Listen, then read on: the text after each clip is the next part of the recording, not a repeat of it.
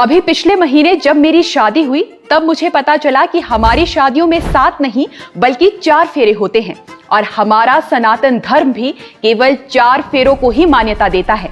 ऐसे में मैंने जब इस बारे में अपने पंडित जी से पूछा और उन्होंने जो कुछ भी बताया, हिमाचलियत के इस एपिसोड में आपको वही पता चलेगा। तो सबसे पहली बात तो आप ये जान लीजिए, पारस्कर गृहसूत्र और यजुर्वेद में भी सिर्फ 4 फेरों का ही उल्लेख मिलता है, जिसके साथ 7 वचन लिए जाते हैं।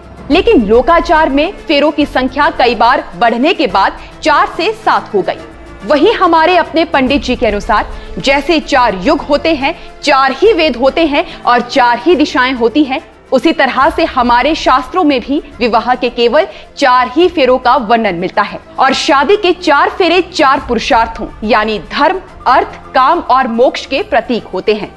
पहले 3 फेरों में कन्या आगे रहती है क्योंकि कन्या का धर्म, अर्थ और काम पर अधिक अधिकार होता है। वहीं चौथे फेरे में वर आगे होता है क्योंकि वे विष्णु के रूप में अपनी पत्नी लक्ष्मी की रक्षा करते हैं। इसी तरह महंत मुनिराज भी अपने एक कथन में बताते हैं कि शादी में जो फेरे लिए जाते हैं वो 7 नहीं बल्कि 4 ही होते हैं। और तो और सिख समुदाय की शादी भी सिर्फ 4 फेरे लेने के साथ ही संपन्न हो जाती है और ऐसा माना जाता है कि 4 फेरों में वर और वधू वैवाहिक जीवन से जुड़े पहलुओं के बारे में जान लेते हैं।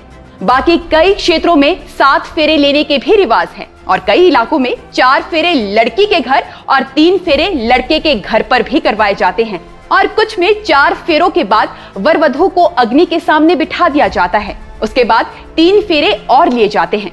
बाकी आप भी बताएं कि आपके यहाँ कितने फेरों का रिवाज है, 4 या फिर 7।